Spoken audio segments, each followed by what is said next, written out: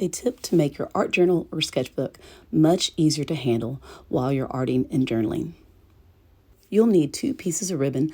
I found that 1.5 to 2 inches works best so the knot's not too big.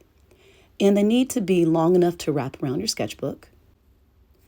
You'll open up your pages to the one you want to work on, and see it keeps flipping, so this is going to really help me out.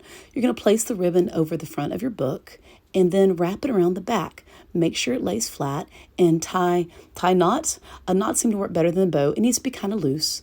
Then you'll take the other ribbon, lay it across your sketchbook. I'm putting it right behind the page I'm working on, but you can put it a different spot if you like. You'll make sure it lays flat and then bring it across the back. If you need to adjust it and pull it over, that's fine, and tie your other knot. That's it. So you have one holding down one side of the book, one holding down the other. Make sure the ribbon lays flat. And then what you can do if you're worried about the ribbon getting in your way, you can always slide. This is just a top of another sketchbook. But what I'm doing is I'm actually not using one. I just go ahead and draw and write right over the top. You can also take a different piece of paper, place it behind the edges of the first, and use it as a protector sheet while you ink up and work on the edges. And then benefit is you can add that to your book as well. That's it.